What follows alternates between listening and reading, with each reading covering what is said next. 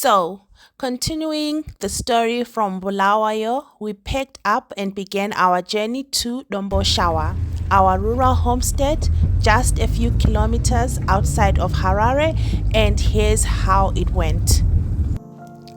We left early in the morning and headed to Bulawayo Harare Road looking for any buses or cars that would take us to Harare. But because of some situations happening at that time, there were no direct buses or cars headed that way. We waited for quite a while, just hoping something would come up. Eventually, we managed to get a bus that was going to Harare. It cost us $15 each, which is about 300 rands per person. Now, this wasn't exactly the most comfortable bus ride. We didn't have proper recess stops, no food.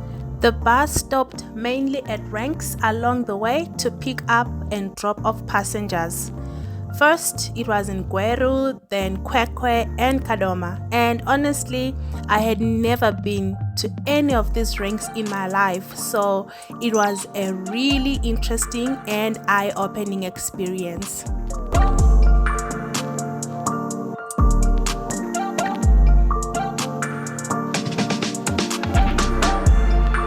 Each time the bus stopped at the rank, vendors would get on board selling snacks, drinks, and all sorts of things. We ended up buying ice cream just to keep ourselves going. Overall, it was a beautiful journey, especially getting to see some stunning Muslim temples and a variety of unique buildings along the way.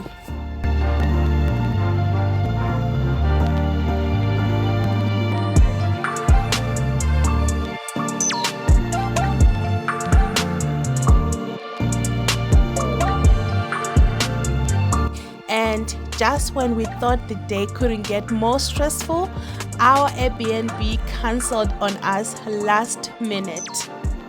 And one thing about Airbnbs in Zimbabwe is that they are not 100% reliable. We've been using Airbnb in the past years, but this time they proved not reliable because we tried to book and we couldn't get any responses. So yeah, it was also kind of stressful at the same time on our side.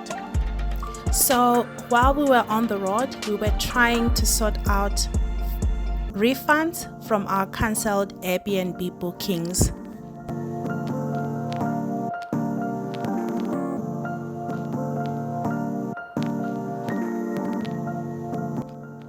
We finally arrived in Harare around 5 p.m.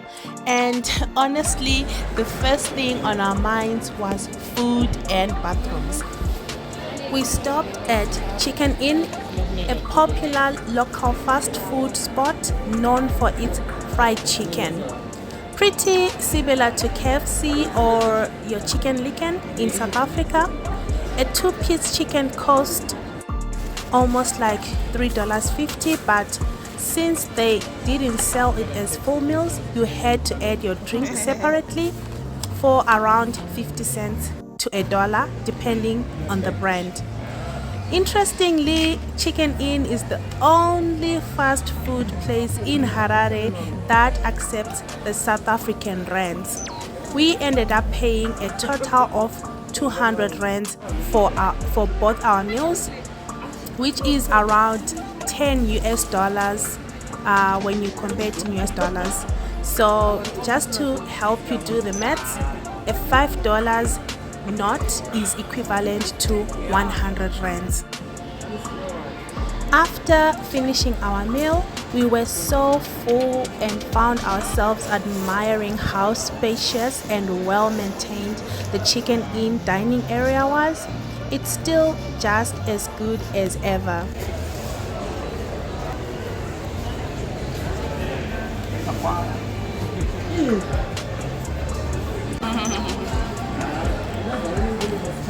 Are you feeling much better now?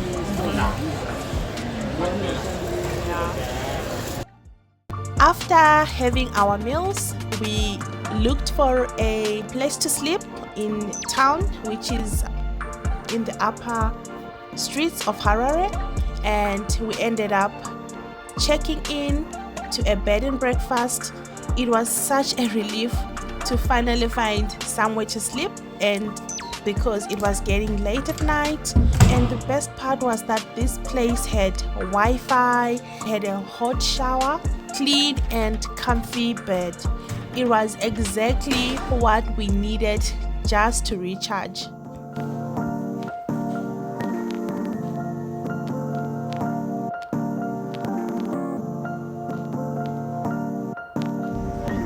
The next day, we checked out and made our way to Domboshava. We took local taxis, which were about $1 each. The ride was bumpy because some roads were still in construction.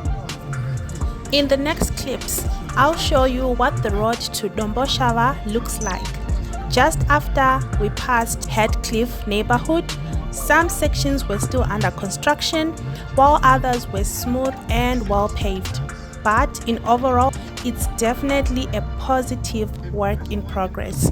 Enjoy the next clips. So when I'm saying that's a reality, I'm not saying don't try, give up trying, but I'm saying if you can't change anything, and this is the reason why I want to say, okay, what is really happening, G? And I'm in a conversation, okay, when you accept the change, what's happening in life, I want you to accept things that are within you. You also accept things that are not within your control. The moment you take that phone,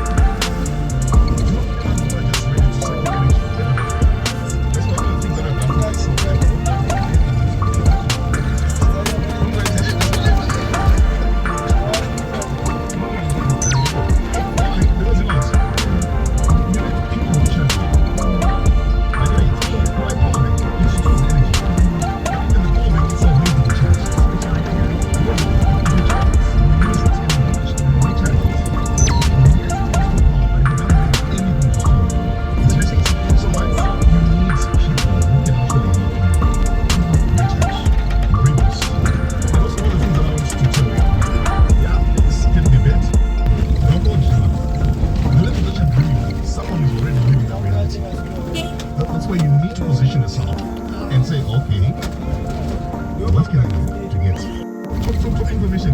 It's the people you trust with your information. That's why sometimes you need them to trust.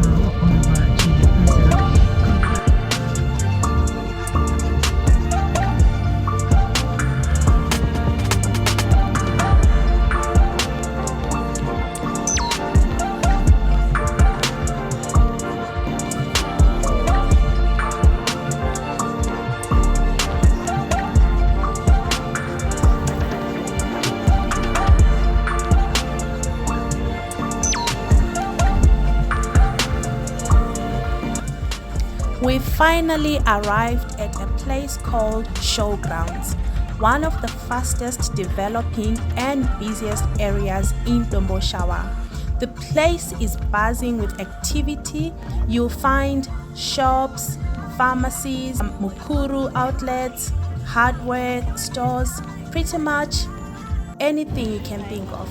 Our taxi dropped us off here, and from that point we had to find a local taxi to take us to our homestead.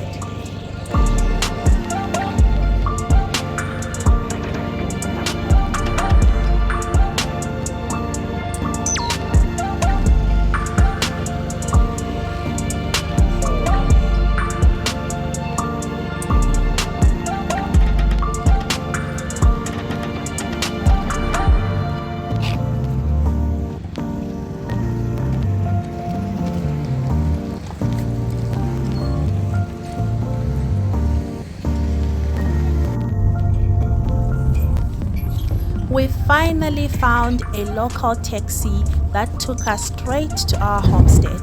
It cost 50 cents per person, so we paid $1 for the two of us.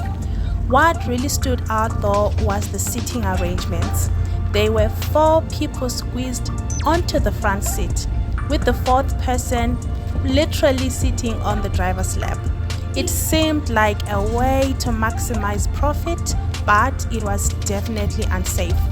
If you ever find yourself riding one of these taxis, I'd highly recommend avoiding the front seat and opting for the back seat. The locals call it mushikashika.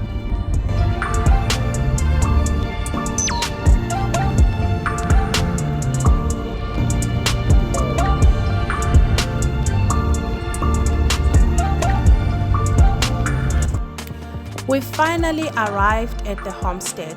It was quite a journey, but we made it. In the next video, we'll dive into the story behind how we started the homestead, share a bit of a background, and talk about our future plans. See you in the next video.